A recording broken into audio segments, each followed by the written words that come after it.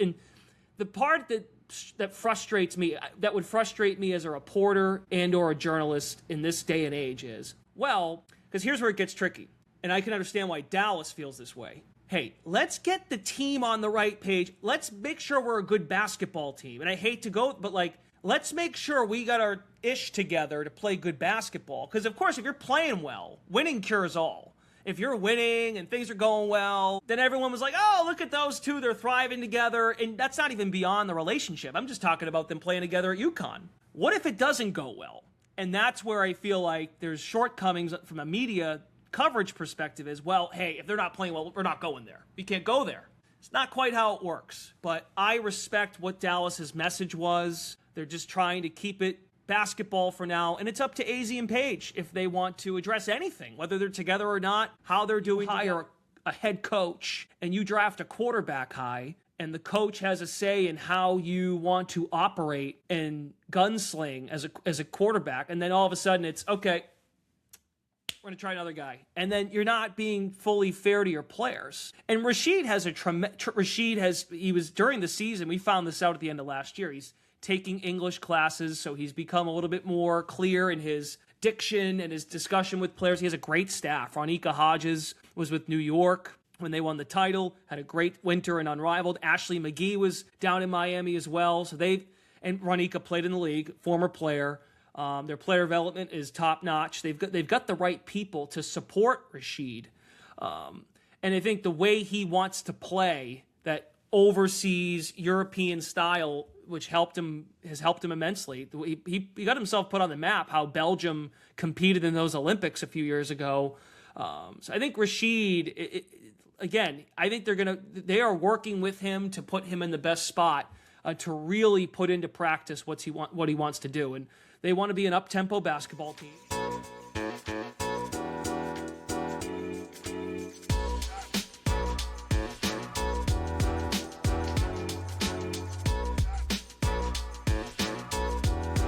To it with the Connecticut Sun. Last season finished 11-33, just a season of really retooling.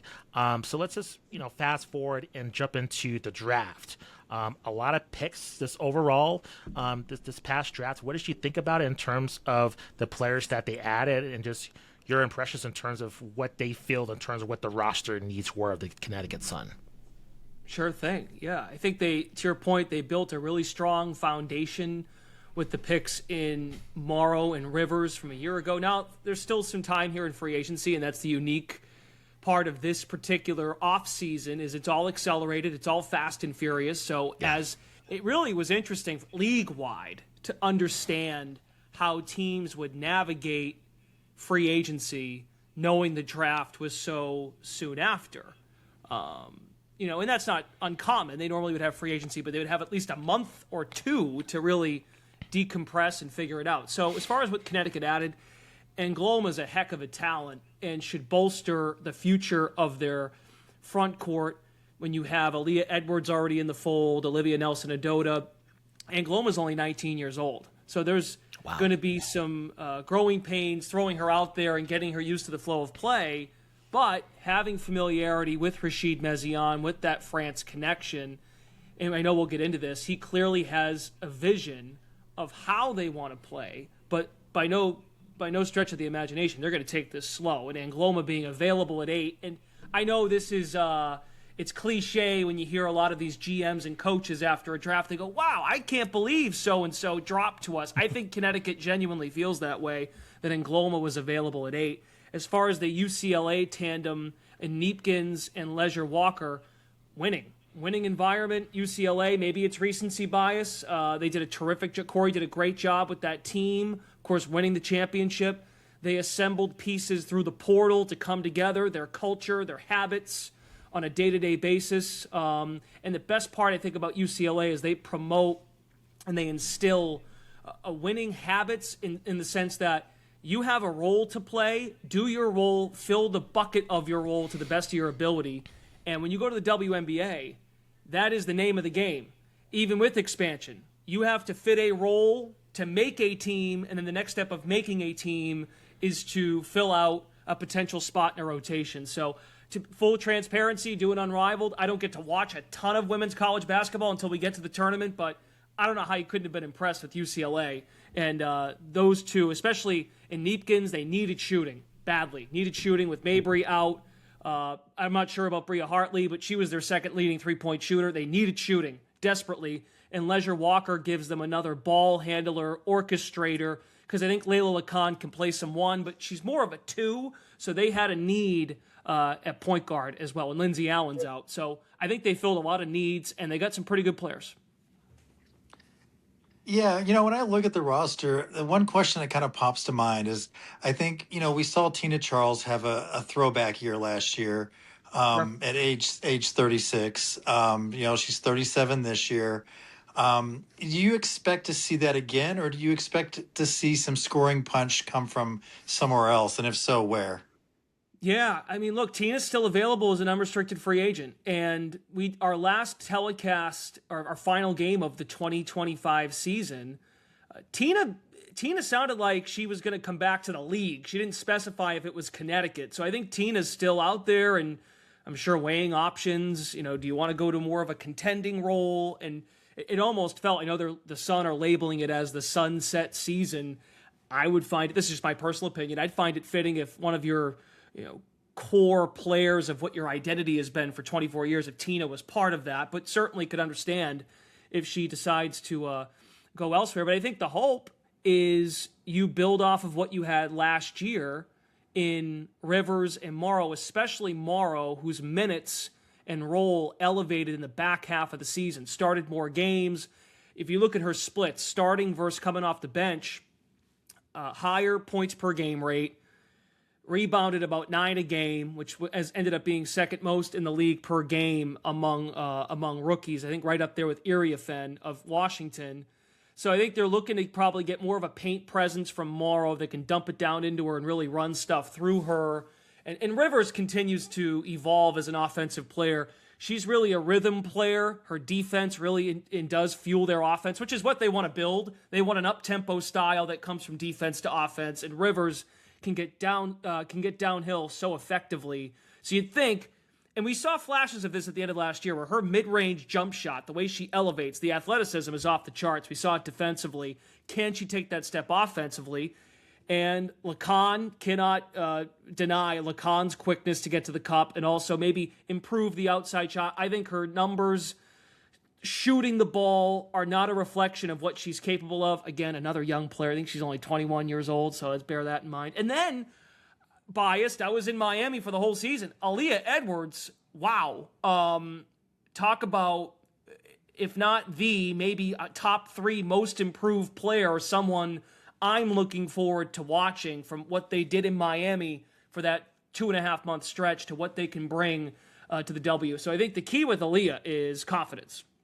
And I think her confidence, when she got to the one-on-one championship last year in Miami at Unrivaled, I think she uncovered something like, oh, I'm that good. And I'm looking forward to seeing what, she can knock down a 15-foot jump shot. Hasn't quite got there with the 3, which is not necessarily needed, but this team still, I think, lacks a lot of shooting, and I'm curious where that's going to come from. But yeah, I mean, like the sophomore class, I guess I'm treating this like college, but their sophomores are going to have to carry the load, and we'll see how the rookies progress. Can you explain to our listeners what the rookie class of the Connecticut Sun are going to go through, just in terms of this kind of accelerated season, and then what happens when they actually get on the court compared to just the men's game in terms of what they have to go through as a rookie within the WNBA these next few weeks for them? Can you kind of, describe what they're going to go through in terms of training camp, just, getting acclimated, in the sense of Angloma, just, she's coming to a new country, just like all these different things, like what these rookies are going to go through the next few weeks. Yeah, it's a crash course, and you really can't feel it until you play someone in a different uniform. So the Sun will play a couple of preseason games. I know this word gets thrown out there all the time, but it's true, the physicality of the game. Now, I think today's player has never been more ready to transition from college to pro, in the sense that skill, speed, size, it's never been better. It's never been as rich as it's been in women's basketball. And then the next step, when you know you can play, you put up numbers, but then you're a small fish in a big pond, then you try to adapt to what the principles of the team are.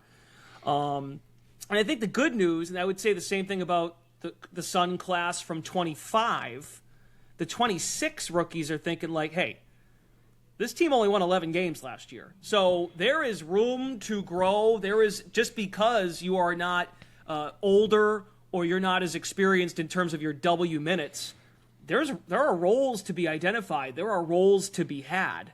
And like you had hit on, and we're going to beat this like a drum until we open the season. It's already accelerated in the women's game from getting drafted to training camp. It's even more accelerated because not only are the rookies adjusting, but the actual veterans and players that have been in the league, they're adjusting to a faster timeline as well. And it already was fast. It already was. When you come from your overseas commitment, if you played an Unrivaled or Athletes Unlimited, it's already a crash course. And look, the other elephant in the room is Marina Mabry was your leading scorer. Hartley had the ball a lot too. So they need to figure out roles. And I'm sure we'll talk about Griner and Kennedy Burke, but those are players that have experience, have won at a high level, that are going to have to set the tone in camp, no doubt about it. So you go ahead, Alan. Oh, I was just going to pop in before we get to Griner and that, because that's really interesting to me too. Is I wanted to just go and ask a really weird question. Sorry, everybody. So we saw today the Azzy Fudd, Paige Becker's relationship was was questioned at the Dallas Wings press conference, and they were kind of very defensive in their answer. We're not going to answer that kind of question. Now, I think, Brendan, you've got a unique perspective because the last contending Connecticut Sun team had a married couple on it. Yep. So I wondered if you had any kind of insight on how the Duana Bonner, Alyssa Thomas relationship affected the team, if at all. So a couple things on that. And that's the hard part about being present on social media. If you want to weigh in and you don't have a check mark, you've got X amount of characters. Now, I know you can start the whole thread thing, right, and go on a tangent if you'd like to. Couple of keys for me. I'm a team broadcaster, right? So I'm a mouthpiece for what the team is doing. You got to there's a line, right, of being critical or asking too in-depth on questions, right? So that's like, I'm not a reporter or a journalist in that regard, okay? What I will say, and I put this out there, like, I appreciate what those people do, and I thought the question was fair game. We ask it in any other league if that was going on, not to mention how good they are. They're really good players, and they play together, and it's unique, right? So I think the question was fair. I think the answer by Dallas Wings PR and for AZ not to speak. Now, just my opinion, could AZ have said exactly what the PR specialist said? And then we all kind of live with that? Maybe it would have sounded different, just having AZ's face going viral, just stone-faced, not saying anything. That's a little awkward. But they're just trying to help her out and protect her, which I can understand. She's a rookie. They're trying to do right by their rookie. And that's something I think we have to embrace now. And we saw this with Caitlin Clark, with Angel Reese, with Paige, just by herself. Any rookie in the league, you are allowed to be a rookie. I understand the league's growing rapidly in popularity. I think people want this instant gratification pop. And I think it's great. They have big brands. They have big followings. So I think people want them to be great right away and take over the league. Truth is, they haven't been in the league long enough, I think, to even feel that. And they would tell you the same thing. Like, hey, I got a lot to learn. I got to figure out my stuff before I even feel I'm worthy of being someone who's carried the league or put the league on notice. And they probably have. They have a big part of why that's happened. Quickly on the Thomas Bonner thing, I only brought that up because when they were in Connecticut, not the entire time, they were privately together. But we, again, team broadcaster, hey, let's not go there on the air about it. Now, they were public, and very more so public, when they went to a bigger market like Phoenix. And Duana had played there. So that's different. When Duana went to Phoenix, they were already publicly embracing their engagement. I think they got married, but when they were in Connecticut, they had gotten engaged, but they had asked, and then it goes from the Sun front office to us, hey, like, they don't want to go there. They want to keep this kind of in-house. And clearly they've gotten to a point in their, Alyssa's in her mid-30s, DeWanna's in her late 30s. Azzi and Paige are in their early 20s. But it's up to them. It's up to them if they want to go there, and I have no problem with the question. The people are in the part that frustrates me, that would frustrate me as a reporter and or a journalist in this day and age is, well, because here's where it gets tricky, and I can understand why Dallas feels this way. Hey, let's get the team on the right page. Let's make sure we're a good basketball team. And I hate to go, but let's make sure we got our ish together to play good basketball. Because, of course, if you're playing well, winning cures all. If you're winning and things are going well, then everyone was like, oh, look at those two. They're thriving together. And that's not even beyond the relationship. I'm just talking about them playing together at UConn. What if it doesn't go well? And that's where I feel like there's shortcomings from a media coverage perspective is, well, hey, if they're not playing well, we're not going there. We can't go there. It's not quite how it works, but I respect what Dallas's message was. They're just trying to keep it basketball for now, and it's up to Azzi and Paige if they want to address anything, whether they're together or not, how they're doing together. I've heard and seen people think it wasn't the place. I don't know. It's their introductory press conference. Like, it's a pretty big story, I think. I respect the angle. I really mean that. However, if they do want to open it up, that's on them. And how the team does, people are going to ask questions. If it goes well, it goes well. If it doesn't go well, how can you not think that might be a factor? I'm not saying I feel that way, but the perception would be that. So the ATDB thing for me was they weren't even really public until maybe towards the end of their tenure with Connecticut. So I use that as an example. When they were privately together, we didn't go there. So, gotcha. I hope that answers your question. I just think there's a lot there, but I think just at the end of the day, the team has a message, and you respect it. Yeah, it's touchy, like you said. If just depends how the season unfolds. If this is going to become a bigger story or not. Right. Well, no doubt about it. If they don't get off to a good start, or if they're what they were last year, and that's more of an indictment of what they're building there. And I know a lot of people over there with the Wings. They use Kurt Miller, coach Connecticut Sun. Their staff, Jasmine Thomas, former Sun. I'm rooting for those guys. Don't get me wrong. Jose Fernandez, got a chance to meet him in Miami. Great guy. I'm rooting for him. But I think they know if we don't get up, that's coming. Because they're two great players, too. Take out the relationship. They're good. You've had the number one pick 2 years in a row. I hope you figure it out. I mean, Indiana did when they got Caitlin and Aaliyah Boston, back-to-back number one picks. That's gonna come, and that would have came. It kind of came Paige's way when they didn't play well last year. Now they had a lot of injuries last year, so I think they had that card. They had that card, which is fair. Injuries pop up, and I think they were dismantled. They changed the coach, the whole deal. So results, it's results. The scoreboard. If you win, everyone's feeling good.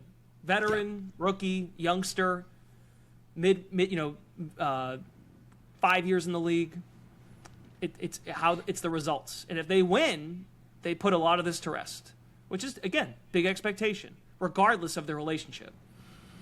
Well, speaking of big expectations, going back to the Connecticut Sun, some new additions with Kennedy Burke and Brittney Griner. What do you make of those additions to this team in terms of what they're going to bring to this roster? Yeah, BG will have, we're doing this on a Thursday, BG will speak April 17th to the Connecticut media, so we'll glean a lot from that. It's not hard to put it together that she is a Houston native. Her Instagram reel, when she dropped the news, it was actually pretty cool. It was a jersey that is by the casino into the river, and it comes out like with the Houston colors. I thought that was pretty cool. BG is still BG, meaning accolades, accomplishments, went through a very difficult time, as everyone knows, I think, at this point, and how BG has brought their game back to the body, contributions to winning, leadership, and knowing how she can basically evolve into this next chapter of her career. Watched BG at Unrivaled, and the way BG lifted young players up, including Saniya Rivers. They were teammates with Vinyl down the stretch. BG's very vocal. And I think for a young post room with, Edwards is still a younger player, even Morrow to some degree, in terms of, they might not play exactly the same position, but Morrow's got to get boards. And then with Angloma too, BG is going to be someone who can be a steady, keep the room steady, veteran presence. And I don't have insight on these conversations, but clearly they had discussions with BG. The max money don't hurt either to get a max contract, and Connecticut had the cap space, there's no doubt, by protecting so many young players. And for Kennedy Burke, a chance, with set career highs in numerous categories with New York, played a very specific role with a championship contender in New York. And like we see in many role players or, sixth, seventh players down the depth chart, you ask yourself, all right, I've done this. I've contributed to a championship. I've contributed to several deep playoff runs. How can I challenge myself? And Kennedy Burke's going to have a chance to play a lot of minutes and take her game to another level. 29 years old, that's still you're just entering the prime of your career. And as we hit on at the top, you asked me about what training camp is like for a rookie. It's really not all that different from an NBA player who comes out of college after 1 year. You get to year 8, year 9, you just think you're scratching the surface. The great example is Aaliyah Gray from the Atlanta Dream. Aaliyah, the way she carries herself, she's so fun.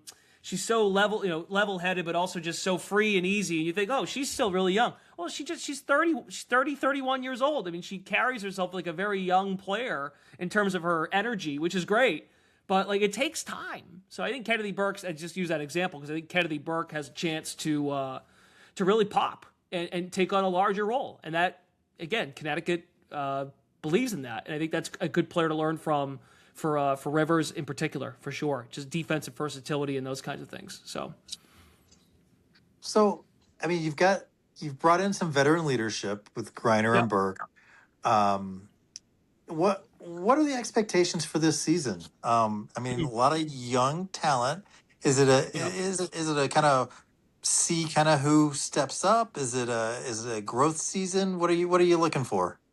Yeah, look, it's so tough because I think it is another growth season, and the hope is of your 4 returning rookies, now sophomores, you hope they just take another leap where you went through the gauntlet of a pro season. I can't stress this enough.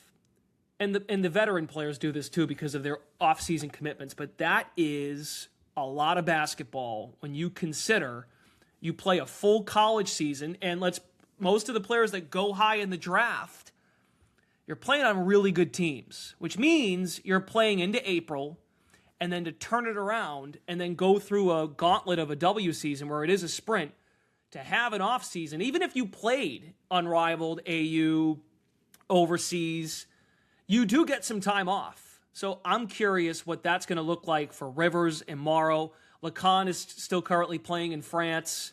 But yeah, I think that duo of Rivers and Morrow, they got a chance to really, they had a chance to really rest their bodies. So just again, it is another stage in their rebuild because of, and look, some of the trades they've made, they didn't get to draft as high. They haven't had a lottery pick. They haven't had a lottery pick in a long time. I couldn't tell you when the last time I had a lottery pick because they've been contending.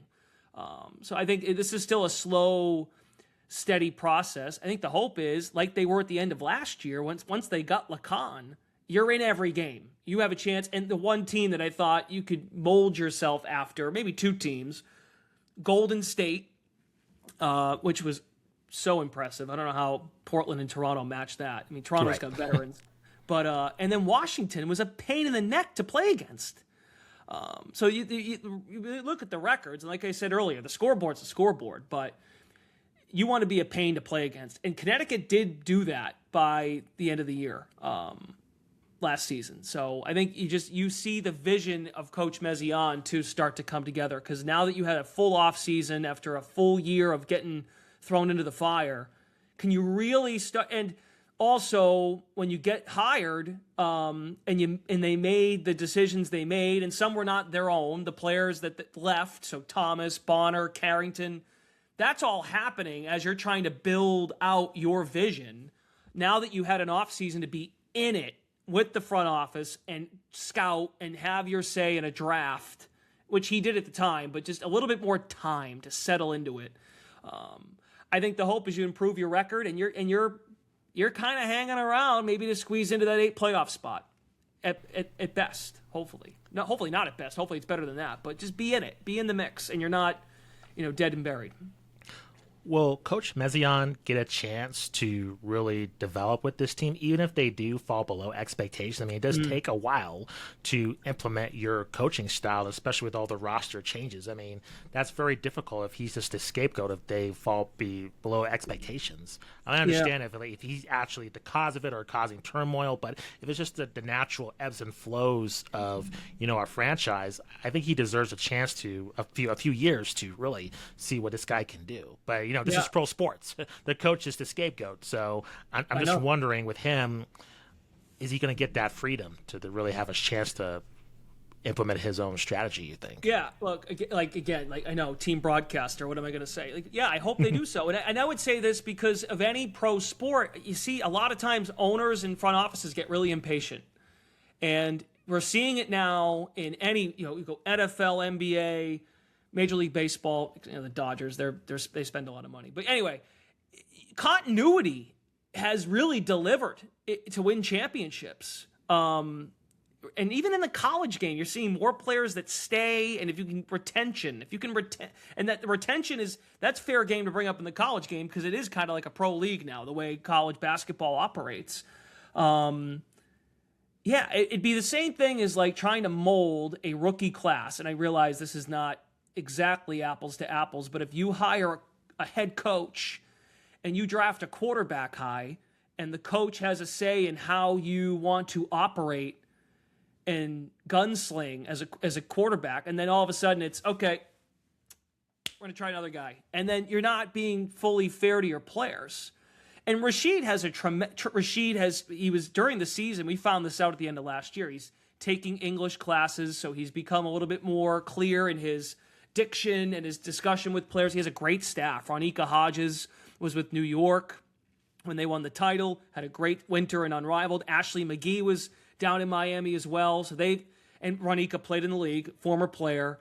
Their player development is top notch. They've got the right people to support Rachid. And I think the way he wants to play, that overseas European style, which has helped him immensely. He got himself put on the map, how Belgium competed in those Olympics a few years ago. So I think Rachid, I think they are working with him to put him in the best spot to really put into practice what he wants to do. And they want to be an up-tempo basketball team. And this is the other big key to it. And I realize Burke and Griner are reportedly on 1-year deals, but they had in Tina and Marina 2 players that are pretty established, especially Tina. Now with BG signing up for this as a free agent, you know what you signed up for. And so did Tina, for the record. But now that you have continuity with your young players, and you've pretty much told them, this is your team. This is going to be about you guys. And that's to me how the roster looks. Your rookie, and then I keep throwing Edwards in there, but for all intents and purposes, Edwards is also not a rookie, but she's in that rookie scale window of her contract. I would like to think so too, and I would say that about any team. If you want to build something out, and look, sometimes it just doesn't work. If it doesn't work, it doesn't work, and you need a culture shift. I said this, and maybe it's because we were so used to the team contending, but I had just as much fun with last year's Connecticut Sun season than any of the other 4 I've done before last year. Wow. Because they weren't, there was never, and by the way, the fact that the team had hired a potential, or they hired an investment bank midway through the season. It really didn't shake anybody's attitudes of all the confusion and not winning. Now, winning helps, like I've been saying, but they played their. Lacan changed it. Lacan absolutely changed it because they had someone who was a threat to drive it to the bucket, and they fed off of that. So I actually think they have some momentum from the end of last year, and now with Marina out, and you add BG as kind of the locker room steady. The hold down the fort, to be the anchor of the locker room and really teach. They're on the up and up. So, but yeah, like you said, point blank, there are more expectations in year 2 for anybody. So I think you'll see more results from what they were trying to establish last year. Brendan, thank you very much for your time. Truly appreciate it. Can you let our audience know where they can find you on social media, where they can catch the Connecticut Sun, your work, any upcoming projects, anything else you want our audience to be aware of? Sure, yeah. On the socials, at Brendan Glasheen on the old X machine, and then on Instagram, I forget what it is, Brendan_Glasheen. And I'm on Threads, too. Threads is a good time. Threads is fun. The WNBA Threads family is fun. And, Connecticut Sun basketball, NBC Sports Boston. We start up. The team opens at New York on May 7th, or May 8th, which is a Friday, and that'll be an Ion show. But our first broadcast will be on Sunday, May 10th. You'll get Connecticut and Seattle. The Seattle Storm, which I knew. So those are 2 really young teams, and Seattle's going through a full reset now too. So a lot of young star power though in that game for sure. You'll get Flage against Anissa, former college teammates, which will be fun. And maybe we'll see a little Angloma against Malanga. That'll be good. Be good. Yeah, it's going to be awesome. Brendan, thank you very much for the time. Good luck this season. Thank you very much. Thank you both. Thanks for being here.